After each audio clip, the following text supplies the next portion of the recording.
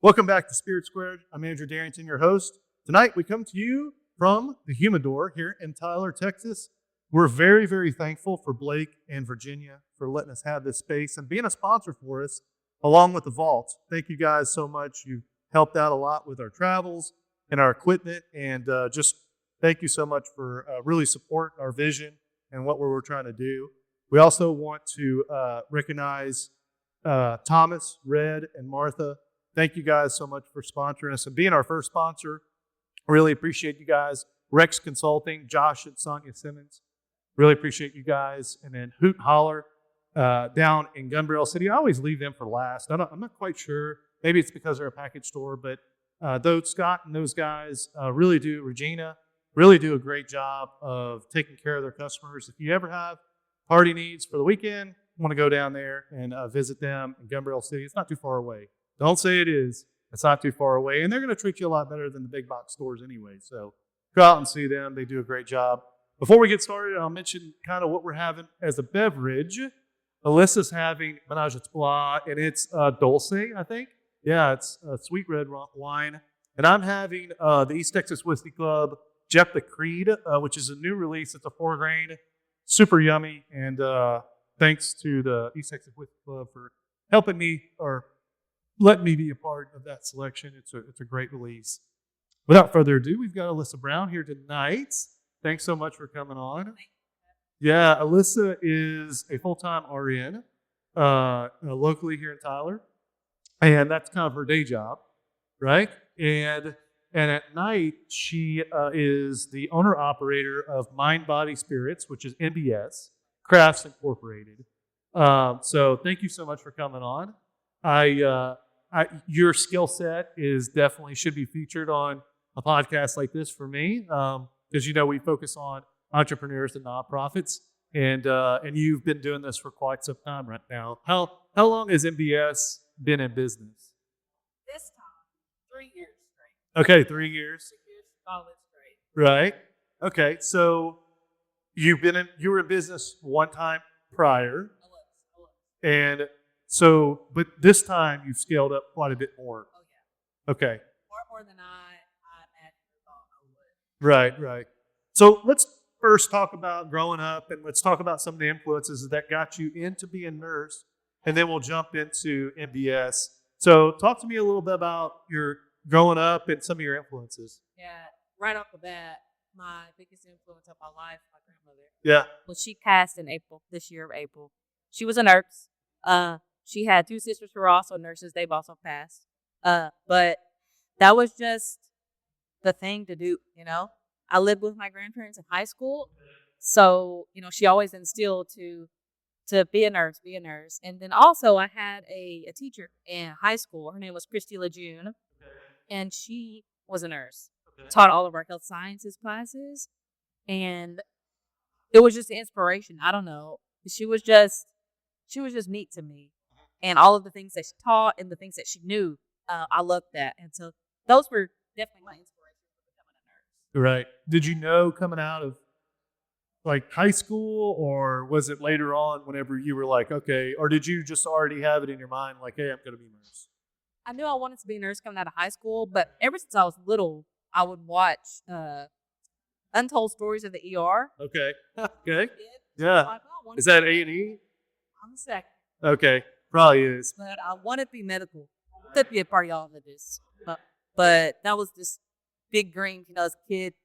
But when I got into high school and I was more so around my grandmother, it's like, I just want to be a nurse. Right. That's what I went for right out of high school. So your passion was heart care to start? Yeah. And is that where you landed, or have First. most nurses kind of have done the gamut? Like you've done overnights, you've done general population, you've done, because my wife's a nurse, she done a lot of different things. OBGYN, she's done neurology, all that good stuff. So what's kind of, where did you start? Where you landed now? So I started out as a nurse's assistant. My first job ever was Magnolia Manor in Jefferson. Okay. I lived in Hood. Okay. Worked Jefferson, about 17 minutes to drive there for sure. And I worked there. And then once I got into college, I went to UT and I did cardiology. It was funny because I had 2 interviews that day. I had one for trauma step down and one for cardiac step down. And it's funny because when I was in college, even though as a kid I wanted to do cardiology, but as I got bigger and I was in college, I was like, I don't like cardiology. Like when we were learning about it and like anatomy and physiology, I hated it. Right. But ironically, I got hired on the cardiac. I was okay. It started as a CNA, a nurse assistant, and I loved it. The floor was just awesome. I mean, the community there, it's amazing. It was ETNC at the time, but anyway, so it was just that's where God wanted me to be. Yeah. Because right after that, when I did graduate, I didn't have to interview for the job. I just transferred my role on the same floor as an RN to cardiology. Okay. And so I left from there and I did some nursing home work. That had its challenges. I loved it, but it wasn't for me really forever. So I did go back to hospital, back TT, and I did cardiac again. I did cardiac stress testing. And then from there, I went on to do cardiology again, pre and post cath. Cardiology, definitely my thing, but now I'm in the clinic world. Okay. That's, Okay. it's good for family work-life balance. Okay. So what's the specialty? So this is a new thing there. It's care management. Basically, you touch base with patients that are needing more follow-up, and just guidance. That aren't very good with managing their care at home by themselves. That's what we're there for. Help them, we keep in touch with pharmacies for them, all types of stuff like that. They just aren't really able to do it all. Yeah. Gotcha. My wife works for Vascular Power. Oh, So she does a little bit of those. That's a lot of what I did. She gives me a lot of acronyms, and I don't remember a lot of them, but I know she does. She does they do a lot of stress tests and check for vascular punctures and things of that nature. So pretty cool. I hear a lot of that whenever she gets home, and I just a lot of it. Some of it I remember or understand, especially when I come from an operational standpoint, because that's where I come from. And personnel and things of that nature and patient care. That part it's hard to wrap my mind around because as an operator, you're a doer. As a nurse, you're a caregiver. So a lot more patience, a lot more understanding, listening, understanding, and then moving on to helping them understand, okay, here are the next steps and here are your solutions. Gotcha. Okay. So you're married? Yes. Okay. And how long have you been married? For 5 years. 5 years. Okay, so it puts you at 2019, roughly? Okay. Okay, but you've been together for longer than that. Oh, yeah, we've been together. This is our 11th.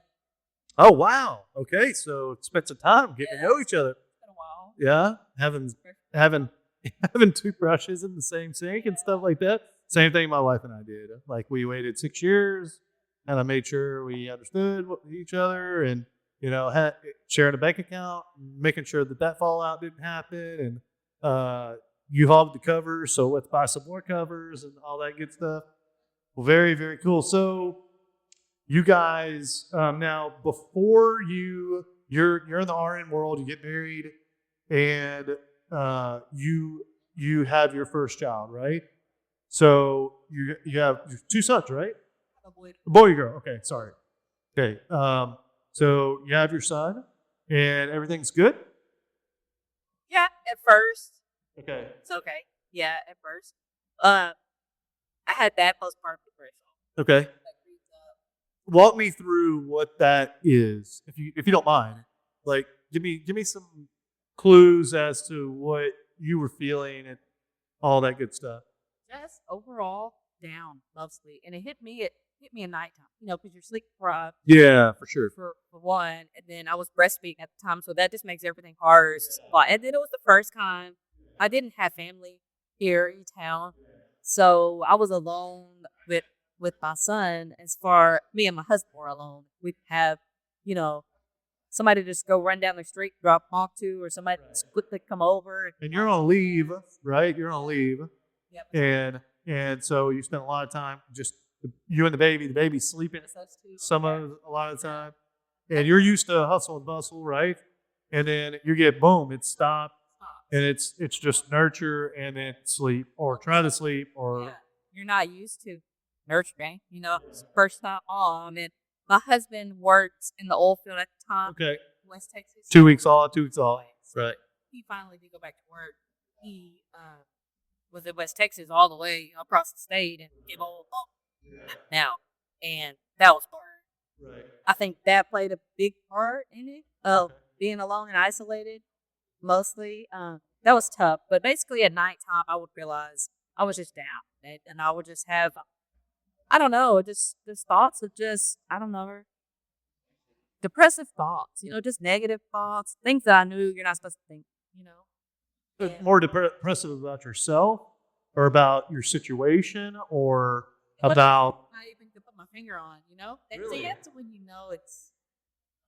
it's a chemical thing. But so you can't say, "Oh, this happened," and I'm upset about it. 'Cause you're literally just upset about whatever, anything about life itself. Right. Can't pinpoint it at all. Okay. Huh. Okay. So, what were the steps that you took in order to kind of combat that, cope with it, and move on from it? Right.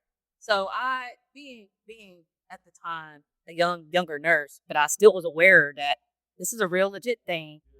Like there's people for you to reach out to for help. And so I think that was kind of a lot of my saving grace and just having a lot of people around that really loved me, cared about me.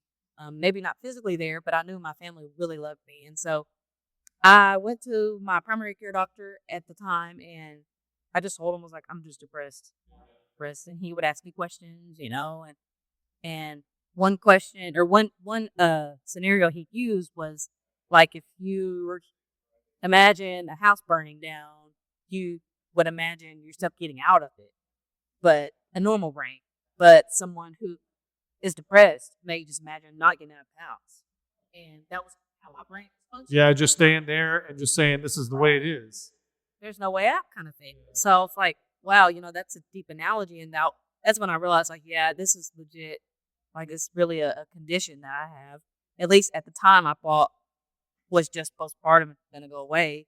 But eventually, he put me on a medication, and it helped.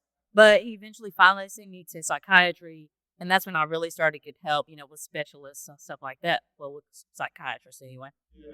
And I just started doing therapy. I did therapy with Braceworks. Whenever I was really just down, I started doing weekly therapy.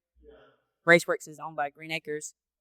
And that was really helpful, I think, out of all the things. Medication is one thing. Yeah. Therapy, I think that's The medication just numbs things a little bit, right? Makes you melancholy, makes you kind of like flip it or, just kind of But what was it about those therapies that kind of helped you recognize, hey, look, you can pull yourself out of this? Yeah, just getting in tune with yourself and with them giving you tips, you're realizing like, okay, so there's things I can do, or there's different ways I can think, or I can combat my thoughts. It was hard at first. It wasn't easy to just listen to what they say do and go do it. It took a lot of. I did therapy every week for a few years before I just got.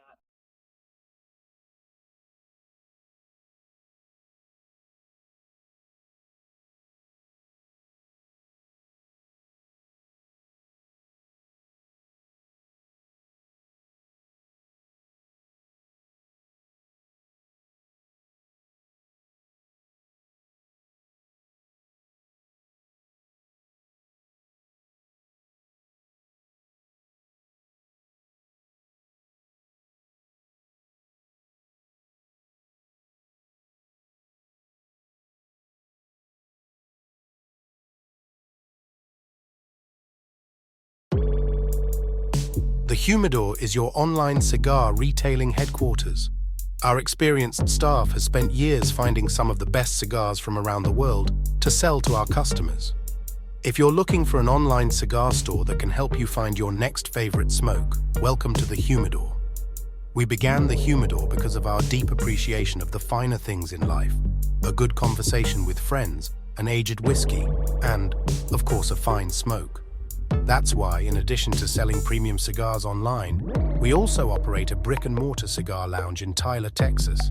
Our lounge is crafted to provide a classic ambience with modern sensibilities, and we've spent time ensuring that smokers and non-smokers have an enjoyable experience.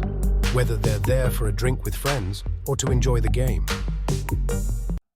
What was one tip that you remember that was like one that kind of you were triggered most often by, or a tip that you were able to like use and it's like, oh, a realization almost. Right. I would say I had a lot of down talking to myself. One of the things I did the most, I would tell myself, "You haven't done anything Oh, okay. today." Not being productive. That's the word I use a lot. Yeah. So what I had to start doing was, recommended by my therapist, was to sit down and at the end of the night write down everything I had did that day. Like, Oh, wow. and I would do that. And What a great thing to do. and Yeah. I look at it and I'm like, oh, yeah, you did a lot today. So that really helped me a lot. Yeah. Keep myself up bad, real bad. I think a lot of people need that.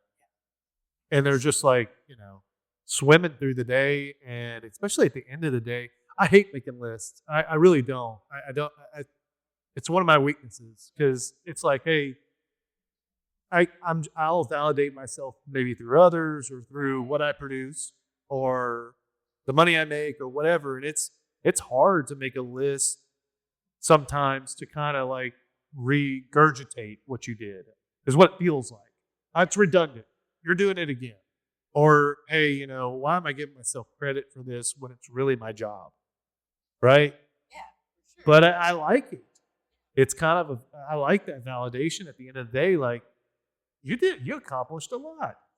So I love that. I love that example. So cool. All right. Then we have COVID, right? That happens. So how was the COVID world for you? So I was working in a nursing home at the time. Okay. COVID rules, when That's a rough area. big cat. It's rough. It was very strict in the nursing. Yeah. Very. Yeah. So anyway, everything was strict when COVID first came. I had the quarantine because my son had an exposure at the daycare. Okay. And so that's when you had the quarantine. For 14 days. So I knew had an exposure, Right. And so. Like y'all are in the same house. So you probably have it. Right. So 14 days, I had the quarantine. And I don't know how far in. It wasn't long in. It might have been 2, maybe 3 days. I was just realized like I could not sit still. That's the first time I ever realized I could sit still. And that's the first time in my life I had to sit still. Hey, if you ask my wife, I have the same bug. I have the same bug. It's hard. So anyway, I don't exactly know why, but I started watching cracking videos on YouTube. Okay. And I was fascinated. At that time, cricket was really coming out. Oh yeah. Huge. Yeah, for sure. And my husband, he's so supportive. Any idea I have, if it makes sense to him, he's like, go for it. So he tells me, to go buy one of those jeans that we were watching on TV. Yeah. So I went and bought one, and that's where it started out. In my rent house in North Tyler, and our garage was so tiny. I really just started on the kitchen table with the cricket just for fun. I had no intentions of anything. I don't know what drove me to start it other than boredom. Doing mostly t-shirts? No, actually not t-shirts. I didn't start with t-shirts. I started doing a lot of wood stuff. Oh, okay. Yeah, a lot of wood products. Okay. Yeah, like You're cutting out things and gluing them on, or? no, mostly I would buy the wood blank already. Okay. It out, and then I would paint it and just vinyl on it, some kind of saying or whatever. Oh, dang. Kind of, It's nice. a couple dozen. I was like, wait, what am I gonna do with this stuff? Right. Like, why am I making? Take it to camp. You got to take it to camp or something. Right. So anyway, eventually I was like, I'm gonna just like sell this. So I went on Facebook Marketplace. Yeah. And I was selling them. Oh. And it's like I was shocked. Shocked at myself that they were selling really. Yeah. But I was selling them, and I was meeting people, to do stuff, and I was like, this is fun.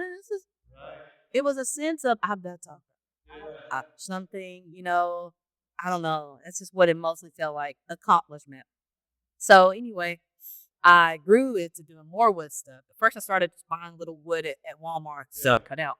And then I started buying more finished product wood. And so I would go low to stack up on a bunch of wood rounds and make door hangers for doors. really nice. I did those for a good while before I really started anything else. And that was just small, a little start. I didn't do that for long. I don't know, A&B Elastic year before I got pressed. Just dip down. Yeah. So right, I had that on my list. Yeah. So we're on to child number 2, right? Not yet, not quite. Okay. So you dip into depression before child 2? Yeah. Okay, but you're not pregnant. No. Okay, so before pregnancy, Yeah. and you're making crafts kind of as a hobby. You're working RN, but it's during COVID. Lots of so it's basically like a way to check out of reality in a way, right? So and then we dip into second depression, which is triggered by what?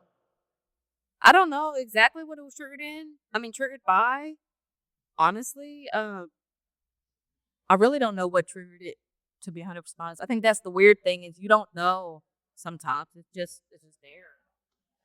Nothing really triggered it that I can think of. Yeah, so was it remnants of depression 1, or was it? It was always the same. Okay, so it was the same thing. It was Like the same thing. There was okay. never something new Gotcha. or a new feeling or Yeah. anything like that. It was always the same thing. So it's remnants of a postpartum. You know, I feel like it is so much more than postpartum. Okay. That's what I was saying a minute ago. At first, I thought it was postpartum. Okay. But I think it was I think postpartum triggered it. You know. Okay. Yeah, for sure. I think it was there So always. so it manifests itself in the bigger depression, fallback. Right. Once my responsibilities grew, I think that's when my brain finally just came. So Huh. Even though you were building up value, you were meeting people, you were producing a product that people enjoyed.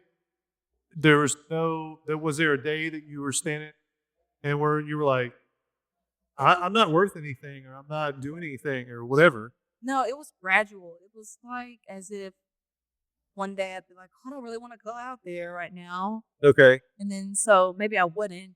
And then maybe another day I'd do the same thing. And eventually I just wasn't going for it at all. And I was just down and depressed again. You know, you lose interest in things you enjoy. Right. You're depressed, and that's what happened the first. Where the depression takes the role of the things that you enjoy. Exactly. Right. Right. Where you feel tired, you don't want to do it anymore. Same thing happens with like health and wellness. Yeah, where you're like, my feet hurt today. Right. And then the next day it's like, well, my back hurts too.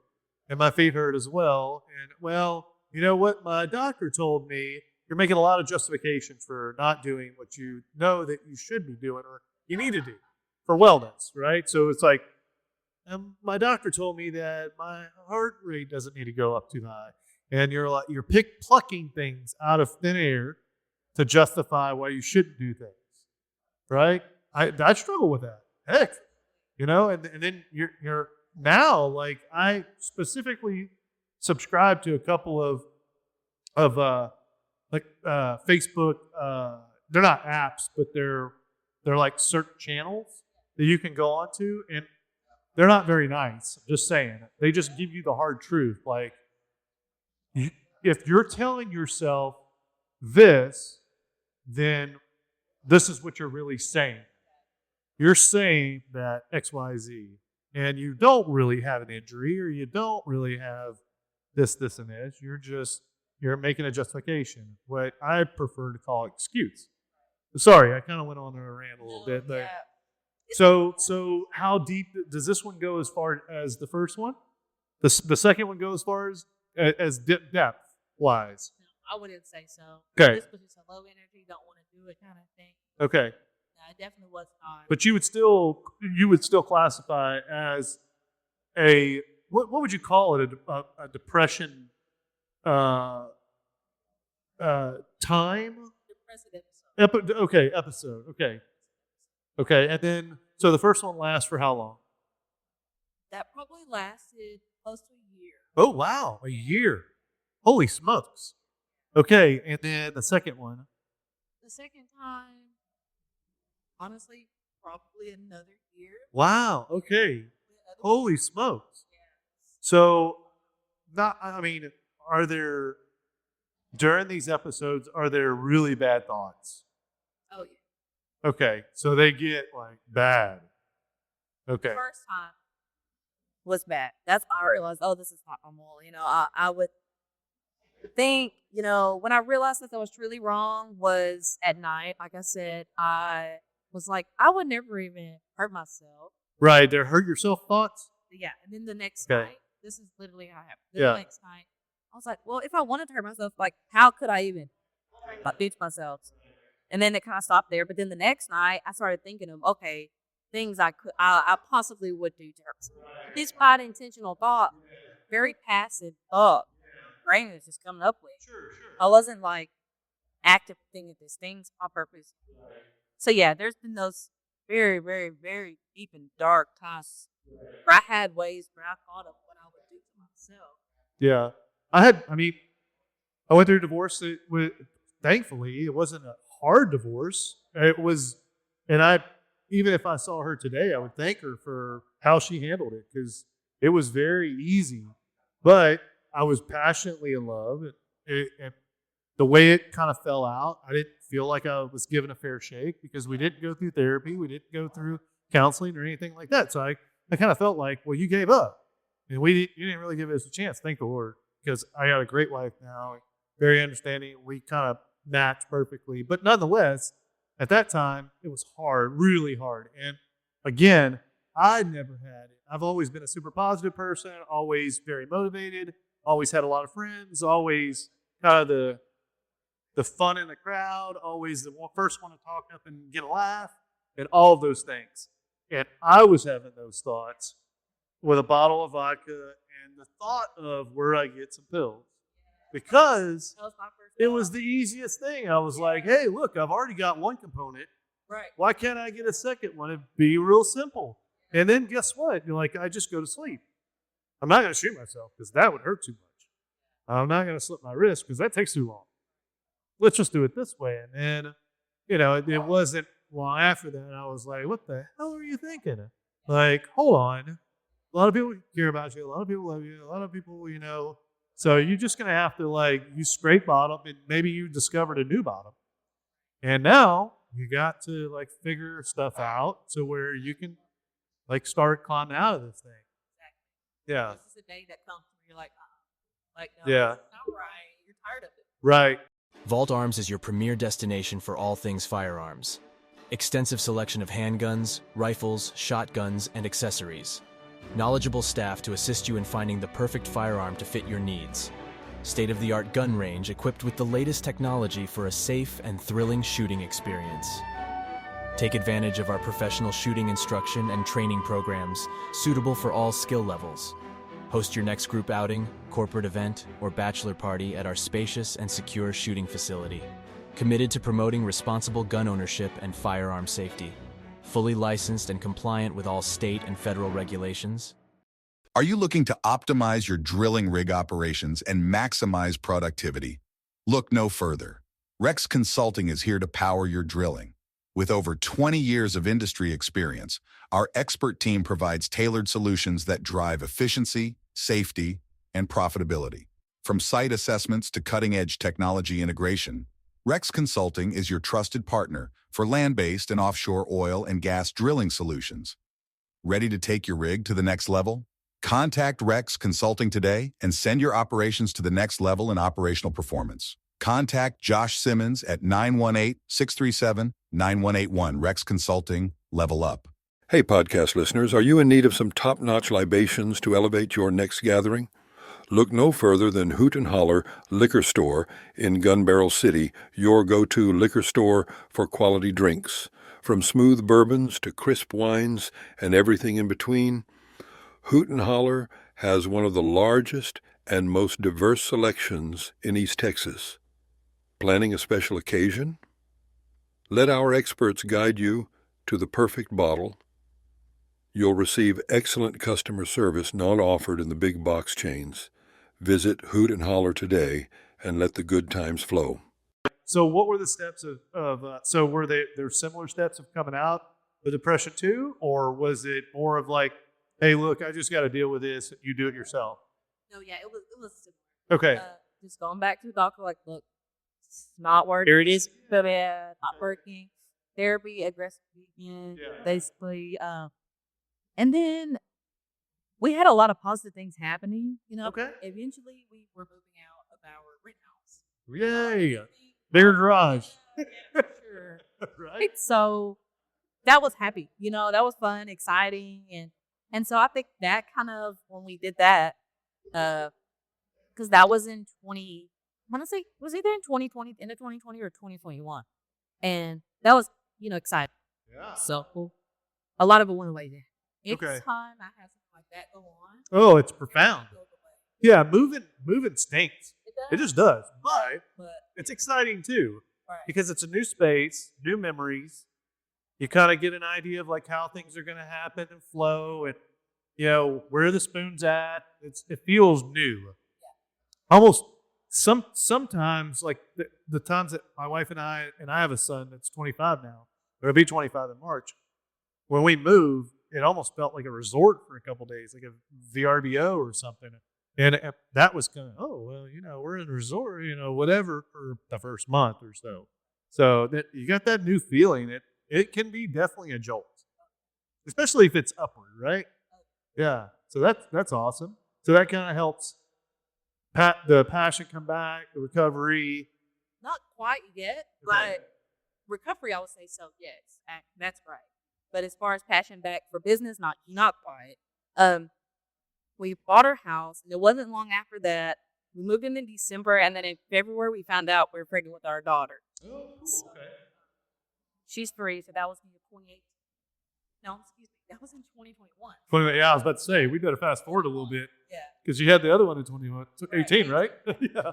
So this was during. Don't worry, I'll tell your story. No, I'm kidding. I'm kidding.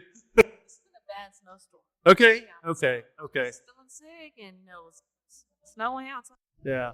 You're craving like taco sauce or something. Yeah, it was bad. Found out I was pregnant with her. And so I finally have her in October and then go on maternity leave again. Right. So that's when I wouldn't say I got depressed necessarily. I was just bored once again because I was trying to leave and just nothing to do. Sit there and watch TV all day, So I started business up again. This time MBS, which what it is now, but I didn't stick to because I didn't want to get back out to depression, because I think it was triggered once again by having another kid. Yeah, for sure. Yeah, I think it kind of set my brain back off. Yeah. Eventually, I just stopped doing business again. But when I first started it, I had all the intention to work for City Mental Health, but I saw 4 from Mountain Health, and I immediately had the idea of what to donate money, making it purpose-built. So I had always loved the saying mind, body, spirit. I don't know why, but I loved saying it. And so I just knew off of that what I was going to name my business. One morning I woke up, got on my phone, looked up Fiverr for making logos. They made my logo for me, and I made my email, all that. It's like that. Within a day or two. Yeah, within the day. Yeah. And just started it all back up. Ordered some more equipment that I wanted to have that I didn't have before. And waited on it patiently. I'm in. I remember FedEx driving by into the neighborhood, and I was like, oh, they're here. So set up in the garage again. But this time it was a bigger garage. So anyway, I did it, I would say, about 8 months. Wow. Okay. I did it about 8 months before I just, once again, I just got overwhelmed, I guess. With so much going on in life, I was working. Now I had 2 kids. Yeah. It was running a business. And the thing is, 3 jobs. yeah, this time the business was a lot busier. I had actually made some traction this time. Okay. More traction. I did the first time also, but this time there was a lot. And so the orders were crazy. I had lots of orders, And so I finally shut down. But once again, I was like, no, it's too much. It's too much responsibility. And I stopped. But eventually, I did start back up. Okay, wait, I need to bring me daddy. Yeah. No. It's fine. It's fine. I mean, Because I'm skipping a line. because yeah. I mean, well, so you talk about it closing, right? and then you started back up, right? Or no? Is there something in between? In between, I get very depressed. This time worse than I had it. Oh my goodness! Yeah. So the third. Right. Wow. Okay, you didn't list that on your bio. Right. Okay. So now we're scraping bottom. Yeah. Okay. So what triggers this? You think? This time, my husband's dog was scared. Okay. He's a truck driver now, and at that time, he was over the road driving. Yeah. So he's not doing hot shot. He's not doing day deliveries, things like that. Yeah. So I was That's hard. yeah, alone now working in our two kids. Yes. And it just crashed down on me one day, and I swear, had I not had my kids that day, then I think that was the last day for me here. But Do you think it was just a pressure of all the responsibility? it was just always like everything's just going, bro. Yeah. So fast, all to 5. And it was just like, okay, this is just too. And I had a neighbor, which we worked together also, older, a babysitter also, fall down. She was like, I had to take this flexible. Like, that's how bad I was. It's like, I have to bear. I think And more. I ended up not going because I was like, oh, they're going to take my phone. They're going to do this. They're going to do that. You know, I'm scared when the traffic shoots. Yeah, I was like, I don't need that. Not that bad. I felt like I was in the moment. But after rationalizing it a little bit, it's like, you're okay. So I did not go to a hospital. I've never been hospitalized, thank God. It's never got that bad. But yeah, I had a very bad break. It was a day thing, but it's still drug is something out. Like I had to take work, stuff like that. I'm sure that there were rants and there were feelings that you would go back to that place that were residual from that experience, right? Because the scars were there already. And so the pressure of the responsibility, the fact that you're by yourself, and you've got these kids that are needing, right? And it's constant, nonstop.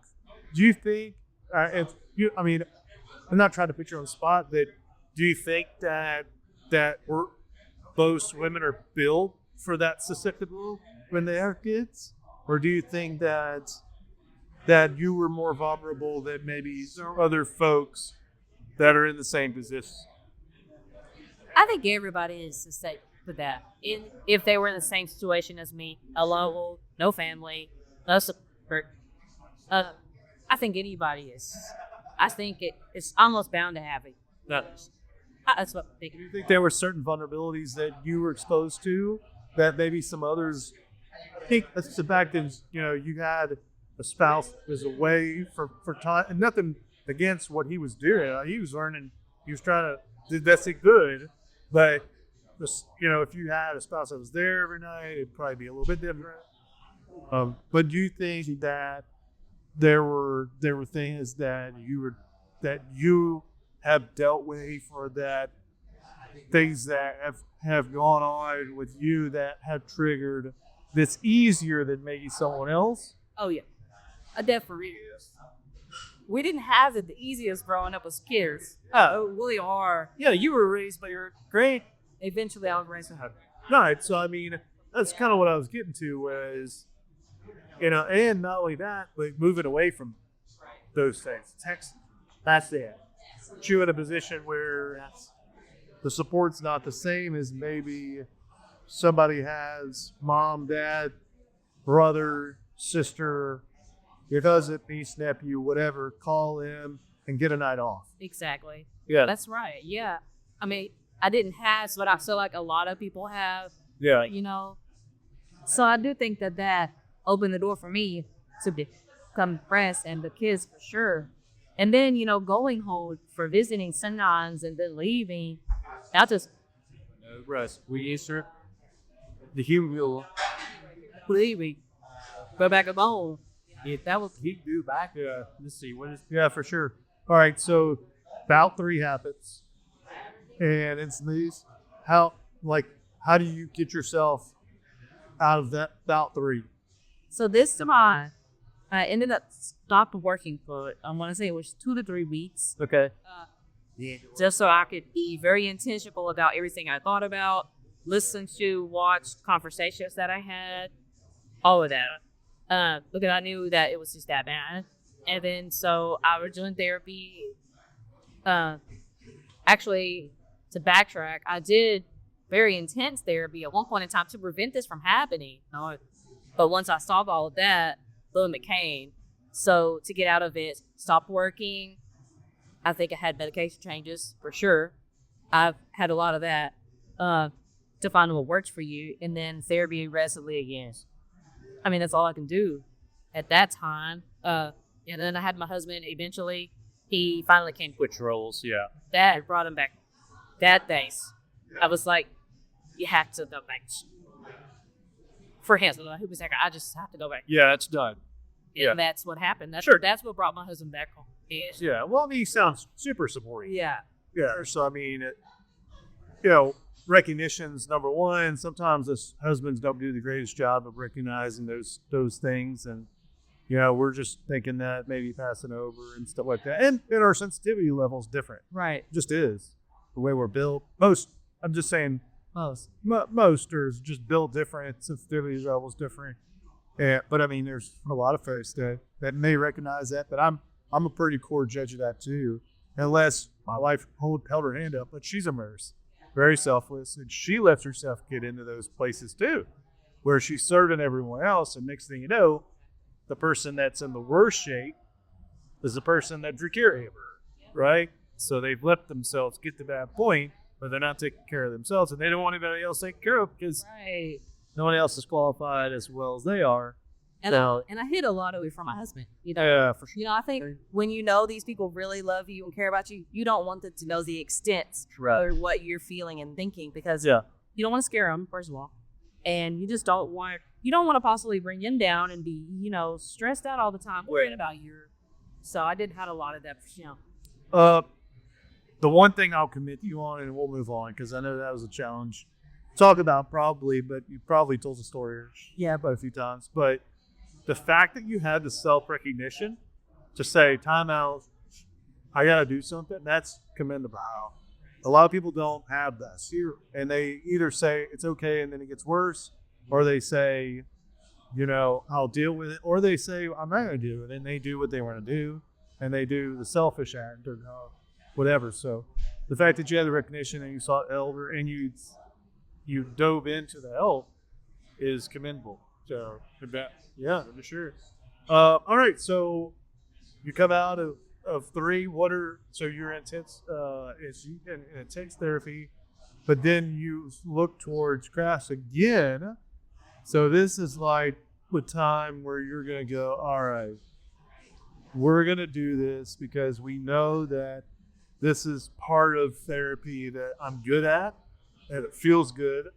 And so you relaunch MBS, okay? Side Body and Spirit. And this time is for real, right? Yeah, this time was for real. Okay. This time, I remember being in the bed telling my husband, this time I'm going to do it, and I'm not going to stop, because I think that this is what helps me, and I just have to remember that this is what helps me. Yeah. And instead of crashing down and just saying, I can't do everything, and just stopping, realizing this is the thing you need. Right. And once I told myself that, I didn't stop. I never stopped again. I was in the garage as often as I could be. Yeah. Because I realized it was what helped me. What'd you find? Put my kids to bed, go out there, work on whatever I had to work on. Either the middle of the night. Sheesh. Yeah, it was not easy. You're exhausted. Still not easy. Right. But yeah. But so was the article and the video that was done locally on the news, was that one of the catalysts that really kind of validated, like, hey, this is what I want to do? It's like we're in it. Absolutely. Yeah. So my grandma passed, and then 2 days after that, I get a call from Brennan Burley, old season, CBS 19, news anchor, and I was like, what? Like, I see this number, and I want to say it was a Tyler number, maybe. And so I was like, well, it's a local number, so I pick it up, and he tells me who he is. And I'm like, what? And, where do you even see me? Like, how do you even know I'm here? That was like the catalyst to like continue, like you're seeing, this is something you're doing that is appreciated by other people. Yeah. And it was just a validation overall, like to keep going. It was like the stamp on it. Did they ever say how your thing got thrown into the mix? So, like, what were they focused on? Were they focused on like businesses, small businesses, or like what were they channeling? Honestly, what he told me that I can remember was that he just saw me on there. Saw me on his Facebook posts. He saw my grandma had just passed. So real big at that time. So it was really card loss. And he just went with it. He was interested. That's what he told me. He told me he was interested in it. So and he wanted to highlight it. Yeah. A local, a local person doing business here. That's all he said. I saw. So I looked at your Facebook page and I looked at your website and stuff like that. And during that time, the business was building a little bit, but you have this showcase on the news station, and sir, you posted, You're right. and obviously people could look at it for themselves, but your supporters came out throngs after this about not just it wasn't mostly about your business, because obviously your business, they were following you for your business and who you are, but they really love the story, right? And the thing that I took note of was just how many people said, I identify with what you were saying. Is that what did you hear a lot of that after that? And some of those people were people I didn't know. Right. At all. That's in those things. But yeah, I noticed that. It was like after that article, I had my customer base. Right. But this was different after that. This was a more, I understand you. Yeah. But from now, like, I hadn't gotten the opportunity to really speak on this beating behind my business. Yeah. So when I did that, a lot of people were way more intuitive with me. Yeah. People I didn't know that I attracted from the article.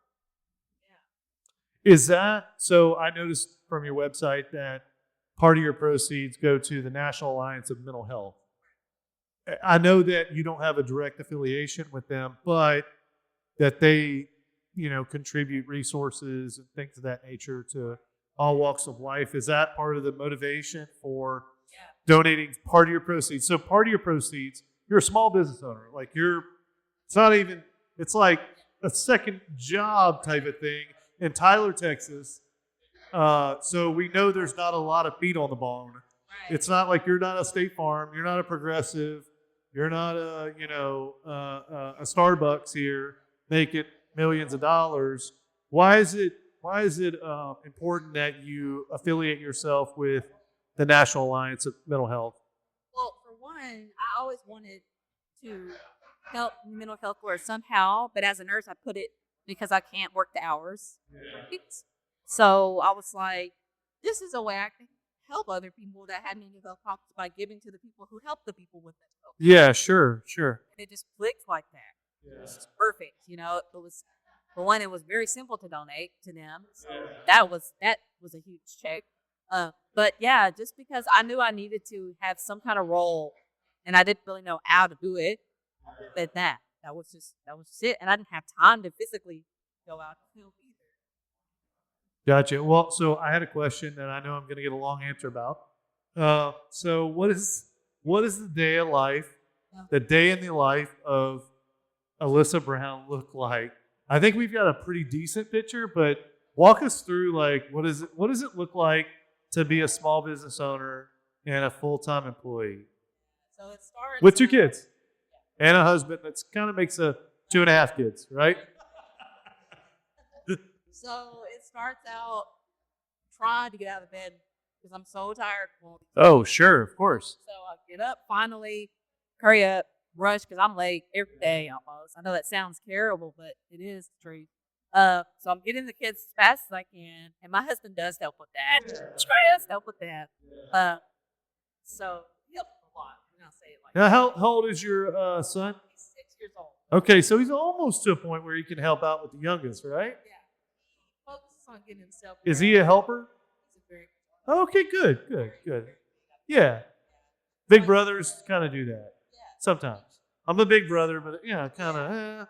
I was a little shaky. Yeah, ever since the start of having another kid. Good. So get them together. We get both them to take separate places. Get to work. That's hard. That alone. Yeah. And then work all day. Get off work immediately. Go get my kids. Sometimes we say Tuesday and Thursday we'll grab food because Tuesdays and Thursdays was supposed to be my work in my building nights. So we get food so it's easy for me when we get home, and we get to the house. Try to hang out as long as we can together before we do baths. Go to bed. Try to get to bed on time. But What's bed? 8:00? Yeah. Okay. It feels so wrong. You can tell I've been there before. 8:30. Right. Right, and you're not trying to like put them to bed right after they eat. Like let them watch some TV, maybe, and play some games, play with their toys. Yeah, but let them hang out. Yeah. So I try to push it 8:30 the latest. Yeah. Get them to bed. Once they're in bed, I will go out, and now that can be up to who knows when. I try not to push it past 12. Yeah. Right. But I'll go out there. If you're a night owl like I am, 12's easy. I wish I could. I mean, I will push it past, but I struggle with it in the next day. Yeah. Oh yeah. You pay the piper. And my dad used to say, or he does say now, he's like, you can't hoot with the owls and soar with the eagles. You can't do both. Yeah. So yeah, and then on the weekends, I do as much as I can on the weekends. Yes. Spend plenty of time. Yeah. But it's for balance. Right. So talk to us a little bit about your website. So how do I navigate your website? What are some things that I should look for? I know that there's a big push for Valentine's right now. What are some styles that are popular right now? Are we starting to see a resurgence of, I see a lot of people wearing stuff that I remember as a youth, the 80s and 90s stuff that's starting to like come back. So talk to us a little bit about your website. I know there's a lot right there. So a little bit about your website, some of the things that you're showcasing, bestsellers, that type of thing. It's a funny story. Right now, I'm focusing on my Facebook page. Okay. I do have a website. It's a long, funny story. I'll just say this. This is only maybe a month ago. I was having someone overseas work on a website for me. Okay. I was freaked out. He started demanding more money. Ooh. I had to start. I changed all passwords on all. So I deactivated the website. Just email how to get into those things. Yeah, for sure. So right now I'm just on my Facebook page. Yeah. Really prefer messages through Facebook. Yeah. It's easier to track. Yeah. But as far as And that's how we connected, through your business page. Yeah. Yeah. the business page has been phenomenal. Yeah. Facebook has been by far the best thing for my business. Right. Without a doubt. It's the only platform I'm really on, and probably this be as big as it is, but just that one platform, it's awesome. But as far as things that I say a surge are sweatshirts. Everybody loves sweatshirts. When we finally get cool weather, everybody loves to wear sweatshirts. Heck, they like wearing it. I see sweatshirts and hoodies in the heat. Right. So that's a big thing. It's just comfy, right? Like, that's the big thing? Okay. I don't know what it is. I love it. Yeah, and it fits all body types. Like, oh, you say I'm too skinny? Okay, sweatshirt's fine. Oh, I'm a little, got a little bit extra on the hips. Okay, well, sweatshirt's fine. Either one's good. No judgment. Either way. There's so many ways to make them. Valentine's sweatshirts are big right now. Up to the holidays coming up, but one thing that's been Holidays are gone. Well, yeah. You're talking about Valentine's Day Valentine's and St. Patrick's Day in business and and Mardi Gras. I don't know. I mean, there's literally everything, right? So anyway, but one thing that's always big, especially on sweatshirts, is the embroidery, where you embroider the babies' onesies onto the mock shirts. Then it'll say "Mama," but it was made the baby's clothes. That's always big year round with threads. Wow. But as Okay. far as things- That's a new one to me. yeah. But, I'm not in that niche. I make one of those on the news article. Okay, cool. Okay. But then as far as things that are coming back, I would say it's funny because I just made it this week. It was like an acid wash t-shirt. Vintage looking like t-shirts. People like stuff like that. That would be probably the main thing I know that's coming back. Okay.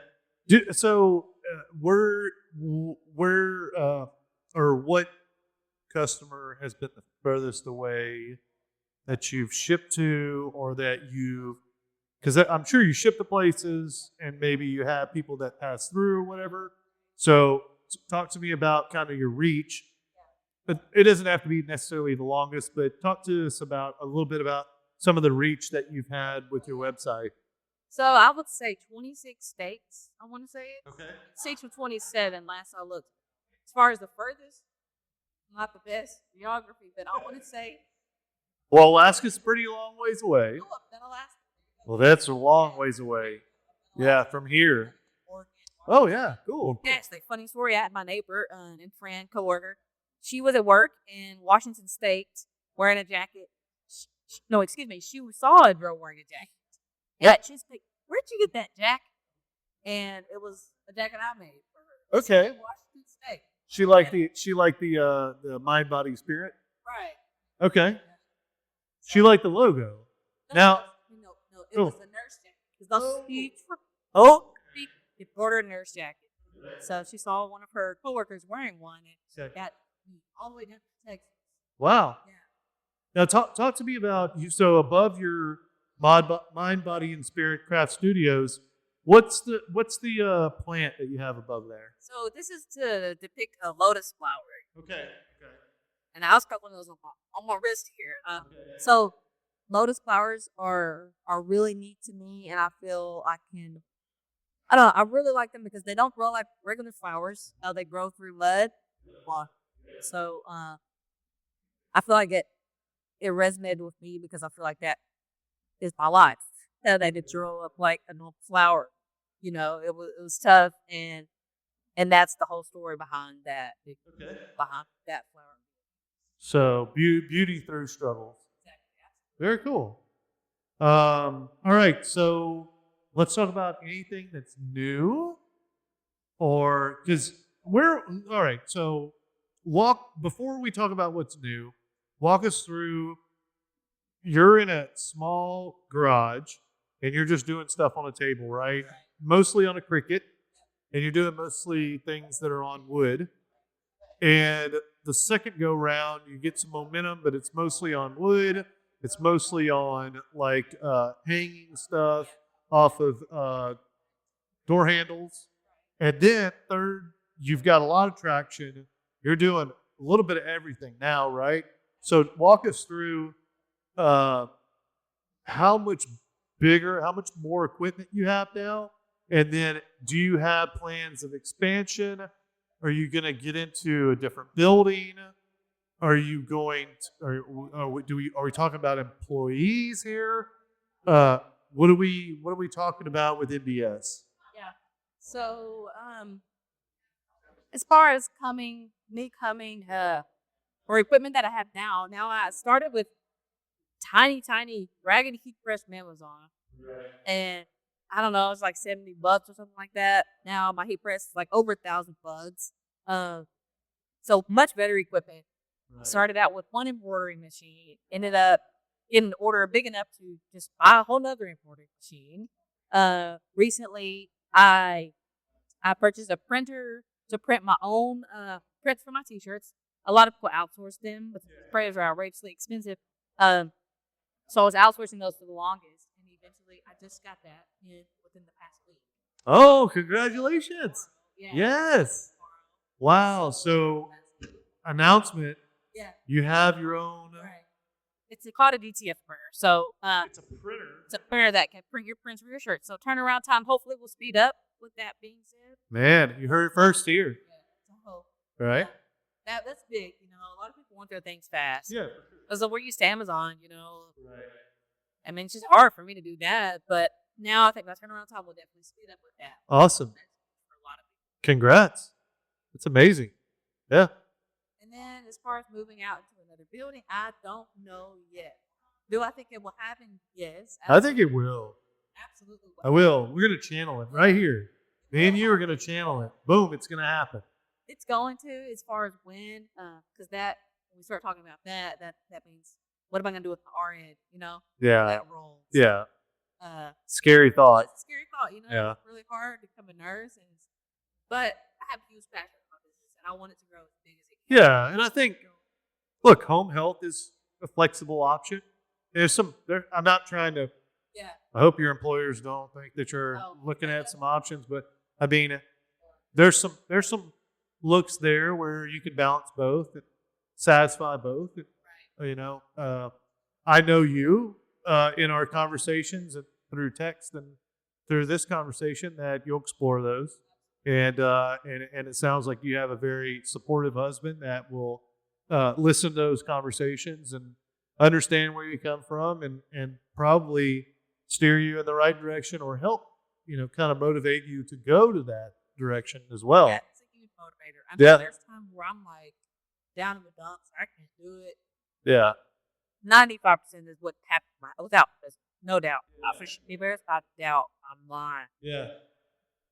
So he wouldn't support that. No employees though. Not yet. Bad experience? I don't want to say too much, but yeah. Okay, you don't have to say much. You don't have to say much. At this time, It's hard. It's hard. I don't have plans for one. Yeah. I have things I want, but as far as someone physically make things, I don't. If you had the right person, you would. And that's the hard part. But I love doing it myself. Yeah, for sure. I really But getting into my next thing is your business being a legacy. So your kids aren't old enough to own it or help you, but is that kind of the long-term goal? Oh yeah. I don't have any plans on this stopping. So it's gonna grow and employees will probably happen when the time's right. Right now I'm selfish with it, my business.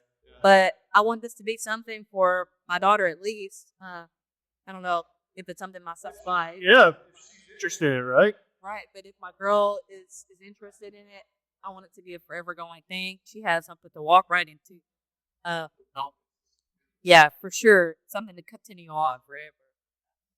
Cool. Well, I was going to ask you. Do you know how many followers you have? I have 3.8K followers. You do. God, you know that. You have been focusing on your. No, it's 3.8 thousand. That's a lot of followers. Yeah, 3,800 something. Congratulations on that, because that is not easy. It's hard. It is very hard, and to have that many followers, you have that many people that saw enough positivity, enough value to click like, and some of those folks are probably getting notices every time you make a post or whatever. So that's awesome. Congratulations, you passed my test here of how many followers you have. I mean, I love those people on my page. I don't know half of them, but I love them all because it wouldn't be there without them. Yeah. Right, for sure. All right, so you're leading me up to our finale here. So you just gave a shout out to all the people that have liked your page and stuff like that. And we talked at nauseam about your husband. Obviously, he's a big factor into your business. We didn't talk much about mentors other than we talked a little bit about your grandmother, and was it your great aunt or your aunt? Oh, both. Yeah, both her sisters, both. Yeah. So both of them were nurses. Were there other influences that you? I had in high school. You're a teacher? Yeah, that's right. Yeah. Did you want to recognize anybody who helped you through some of those struggles? Yeah, my uncle. Definitely. I mean, when I didn't have many people, I had him. Yeah. Helped me do that a lot. Were there some therapists or? Yeah, there was more than one. I mean, obviously you don't have to name them. Yeah. Honestly, it sounds awful. I can't really remember their names, but right now I do therapy with BetterHelp. Like Sharon Blanchard. She's been amazing. But I will say the person who's helped me the most, no doubt, helped me get stable. Her name is Sonia Hampshire. She's a nurse practitioner, mental health nurse practitioner specifically. So she's specialized in this, and I would not be as good as I am now without her. She's in private practice now. I met her through UT Health, but when I was doing an intensive therapy program, but now she's private practice. But that by far is the biggest person in my journey. Yeah. What was it about her therapy that was different than someone else's? She really cared to figure it out. You Right. know, I saw actual MD doctors that I mean they just weren't figuring it out. So that she really cared to like fix it. She's like, we're gonna fix it. That was Yeah. what I got from her, and that's exactly what she did. And she's just so smart. I mean, Yeah. she just understands everything so well. Yeah. So yeah, for sure, she just cared so much more to fix things. Yeah. Cool. Very cool. It's been awesome to have you on. Thank you. You've done a great job. Not only like what you've created not only a business, because that's kind of like a small thing.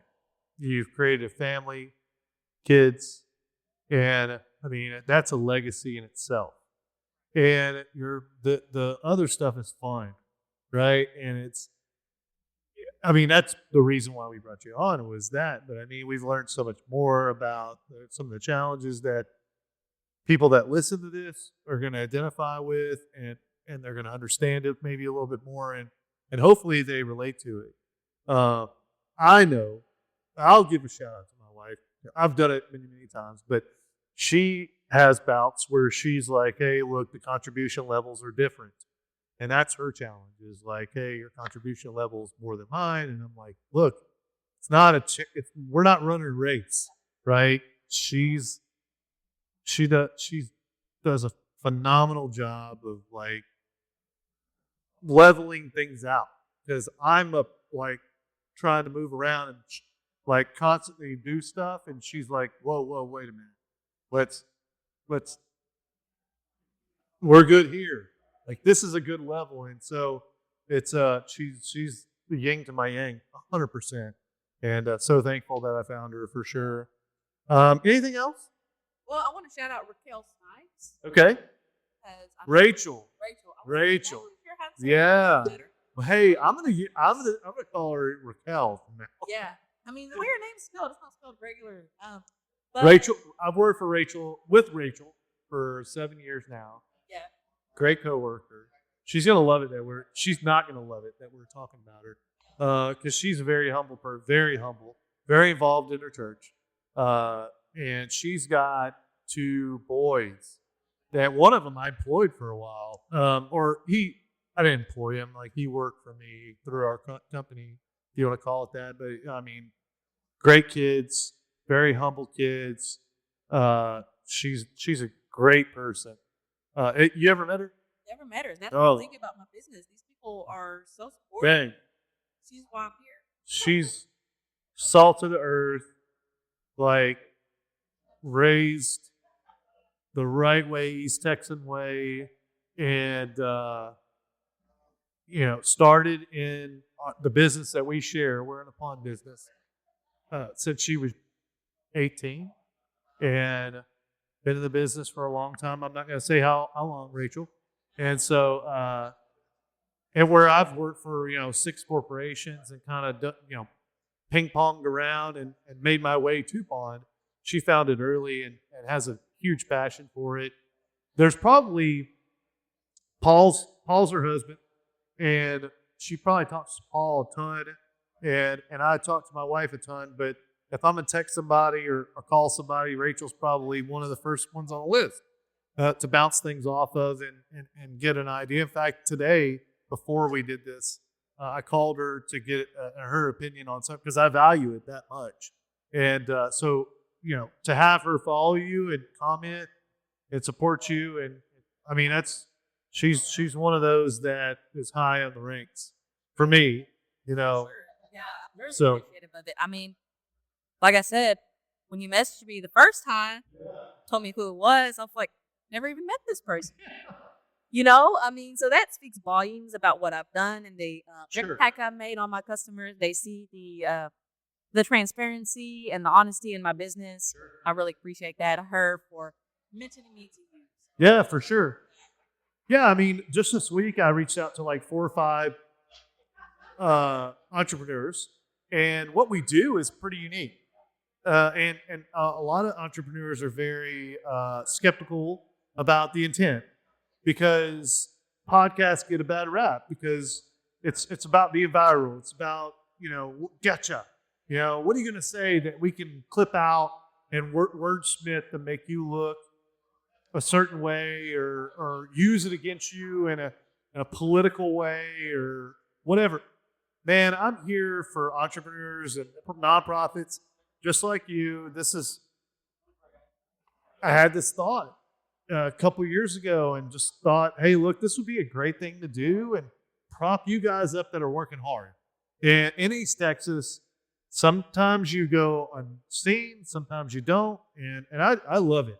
And thankfully, we have 6, 7 sponsors that see it that way. And to have a sponsorship, that puts us in a very minority piece segment of podcasts. I didn't realize that until today. I did some research today because I had somebody asking me about it, and it puts us in like 1% of podcasts. So most podcasts they're just talking heads, and we're just talking. Who cares what I think about the Dallas Cowboys? Who cares what I think about XYZ? I'd rather talk about your business, invest in that for a week and a half, 2 weeks, 3 weeks in your case because of the weather we had last week, which is no big deal. But I mean, I love pouring into your business, and it's really changed me a lot. Like I went into this. This is episode 39. We film every other week. So we're talking a month and a half, a little bit more than a month and a half. And I can tell you unequivocally going into this, I was hardened and I was like, had my own impression. I'm kind of a jock guy and stuff like that. Completely different now. And I'm much more receptive to different things. And I'm grateful for that experience, 100%. So thanks so much for coming on. I hope you enjoyed it. I did. Yeah, great. Yeah, that's awesome. That's awesome. And I can't wait till it comes out and you get to share it. Absolutely. Yeah, for sure. All right. Hey, that wraps up things here at the Humidor here in Tyler. It's great to have you on. And next week, we have Arlene Gregg, who is a therapist on Houston Street in Texas, in Tyler, here on Houston Street in Tyler. Sorry, get my words mixed up. But it's going to be very, very interesting. She does a lot of different therapies for a lot of different people. And I'm so looking forward to her podcast. Not that I'm not interested in yours, but she does a lot of therapy for a lot of good people. And I'm very interested in talking to her. I've done almost 3 weeks of research with her too. So we'll see you next time. Thanks so much for tuning in. Awesome. All right. Did you enjoy it? Yeah. Awesome.